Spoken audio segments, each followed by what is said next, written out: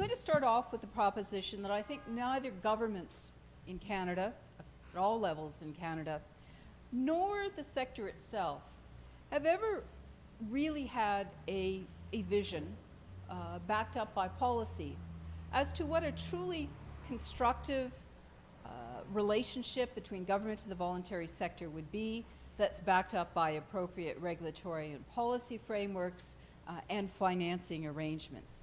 And if we look at other countries, the UK, for example, where I do a lot of work, we see much greater articulation of what that vision would be. While the big society may have run into a number of bumps, there's still been, over many years, a view of what that relationship entails.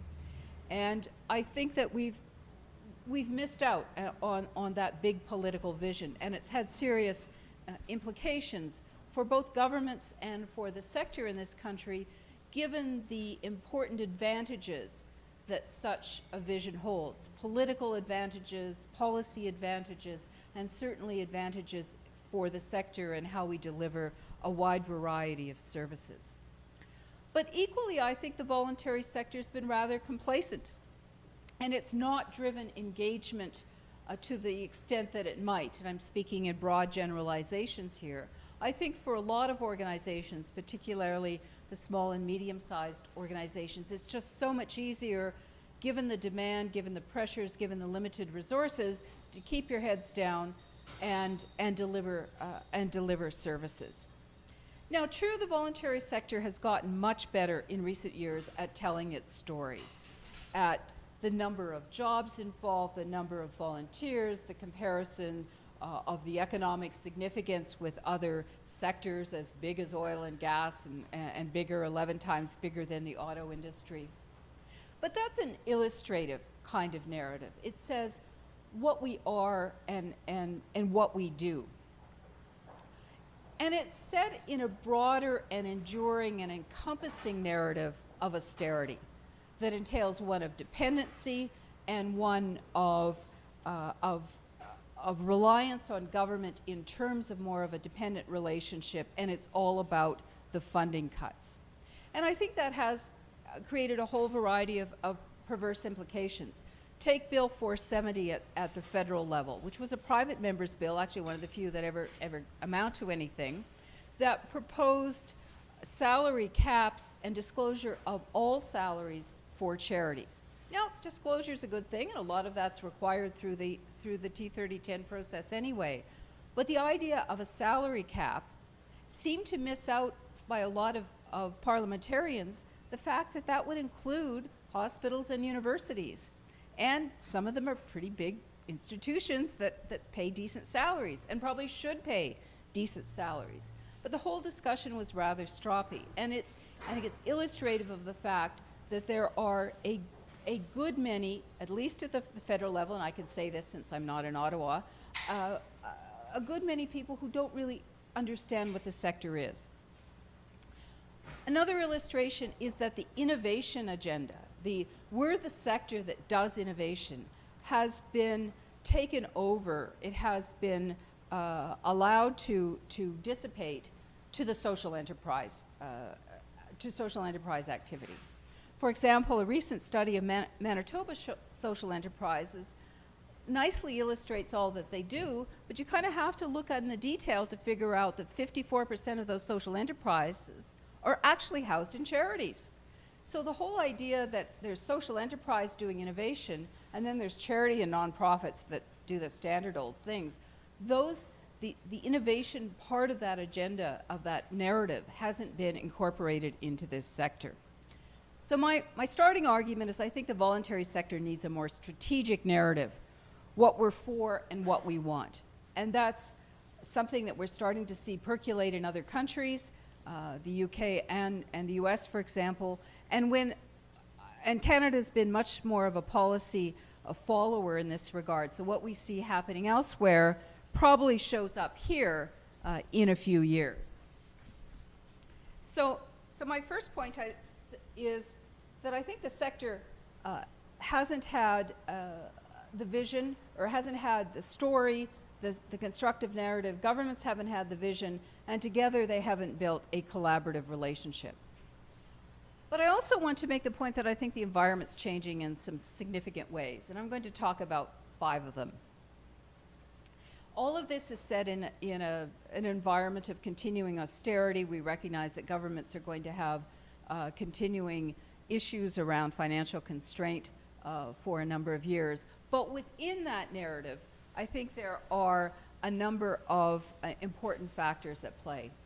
The first one is around efficiency and good governance. Part of what's changed in public management in recent years is that governments have taken a much greater interest in regulating the good governance of private organizations in both the corporate sector, all of the scandals, appropriately so, but also in the voluntary sector. We've seen, for example, the new regulations around charitable fundraising coming out of the Canada Revenue Agency say a lot about what good governance means. And I think that's something that's going to continue, and the sector needs to get out ahead of it. We've seen the initiative by Imagine Canada to create the standards program, which is a list of comprehensive standards for governance, for financial management, for volunteer and staff management. I think this is an important, is a critical development for the sector. It's currently being piloted, and I think the sector really needs to get on board. I think it is too important for the initiative to fail. Given that kind of transparency that's happening around good governance, before governments decide to regulate actively such governance, the sector needs to be involved in that. I think the other part of the efficiency dialogue is about rationalization. We've talked about the fact that there's likely to be a search for greater efficiencies, whether it's back-end operations or whether it's actual mergers. We've talked about that for a long time, but I think that is still very actively in the agenda. The public doesn't get it in many cases, why we need so many charities and nonprofits that seem to be doing the same thing. So either the case needs to be made or greater efficiencies need to be found. The second part of the changing environment is around effectiveness and impact, and just the expectation that organizations can demonstrate and communicate their impact.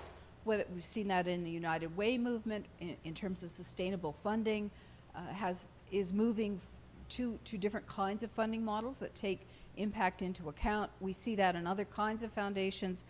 We see that in the whole push for SROIs, the social return on investment gaining momentum. We see that by much more activist foundations. Foundations are saying, we're just not going to grant you money in the same old way. We're going to be much more engaged in that. Foundations have a responsibility as well, but the impact agenda is still very much there. The third part is the innovation agenda. We need to find new and better and different ways of doing things in many cases, whether that's social finance and impact investing. We'll see the recent task force on social finance play out.